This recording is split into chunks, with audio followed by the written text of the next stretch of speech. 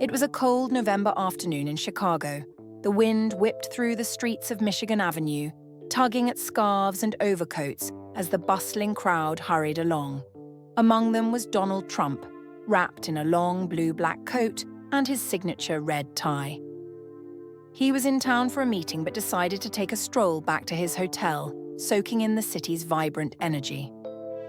As Trump approached the corner near Millennium Park, something made him stop in his tracks.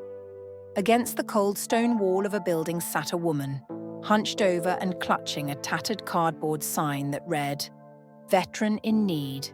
Please help." Her clothes were worn and mismatched, her hands trembling from the biting cold.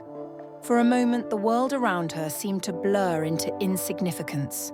Trump stood there, transfixed. The woman's eyes, weary and hollow, struck a chord deep within him. He stepped closer, ignoring the curious glances from passers-by. "Ma'am," he said gently, "what's your name?" The woman looked up, startled. She hadn't expected anyone to stop, let alone someone like him. Her voice trembled as she replied, "Teresa. Teresa Hensley." "Teresa," Trump repeated, kneeling down to her level. "You're a veteran." "Yes, sir," she whispered, her voice barely audible. "I served in the army for 12 years, got injured overseas and, well, it's been hard ever since." Trump's expression softened, his eyes filled with genuine concern. "Why are you out here? Don't you have a place to stay?" Teresa shook her head, her face clouded with shame. "I lost my apartment months ago. I've been trying to get back on my feet, but it's hard. Nobody wants to hire someone like me." Her words hit Trump harder than he expected. Here was a woman who had sacrificed years of her life for her country, now reduced to begging on the streets. He couldn't just walk away. Reaching into his pocket, Trump pulled out his phone. "Teresa, stay right here," he said firmly. "We're going to fix this." Stepping a few feet away, he dialed a number. "Margaret," he said briskly when his longtime assistant picked up, "I need you to find the nearest hotel with availability and call a doctor who can do a quick checkup. Make it urgent."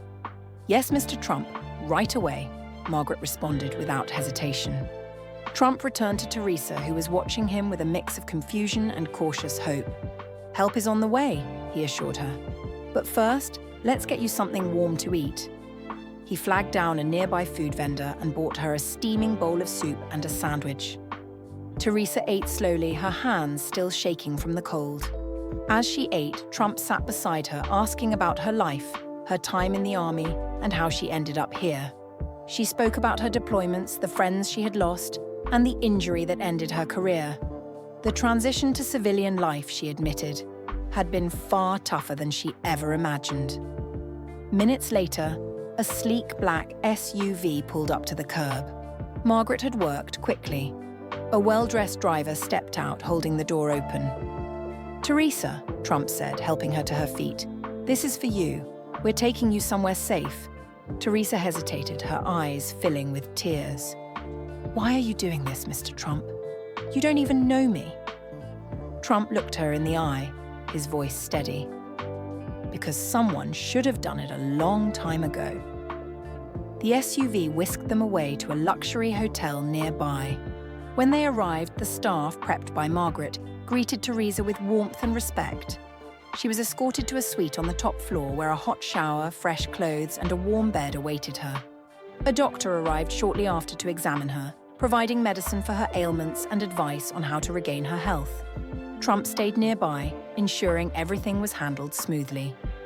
Meanwhile, Margaret had contacted Veterans United Support Services, a non-profit organization specializing in helping homeless veterans reintegrate into society. Within the hour, their representative, a cheerful woman named Lisa, arrived to meet Teresa. "Teresa," Lisa said, sitting beside her, "we're going to help you with housing, job training, and anything else you need. You're not alone anymore." Teresa's eyes welled with tears. She looked at Trump, who stood quietly in the corner, and said, "I don't know how to thank you." Trump stepped forward, his expression kind. "You don't need to thank me, Teresa. You earned this a long time ago." By the next morning, Teresa's life had taken a dramatic turn. Veterans United had already found her temporary housing, and Trump's foundation had committed to covering her rent for the first year. Before leaving, Trump handed Teresa a check to help with any immediate expenses. "Mr. Trump," Teresa said, her voice steady now, "you've changed my life in ways I can't describe. Thank you so much." Trump smiled. "You're going to do great things, Teresa. Just promise me one thing." "What's that?" she asked. "Pay it forward someday." "I will," she said, her voice filled with newfound determination. As Trump walked out of the hotel and back into the bustling city, he felt a quiet sense of satisfaction. In a matter of hours, one life had been transformed, and for Teresa Hensley, the future suddenly looked bright. This simple act of kindness had done more than change Teresa's life. It reminded everyone who witnessed it that a small gesture could make a world of difference.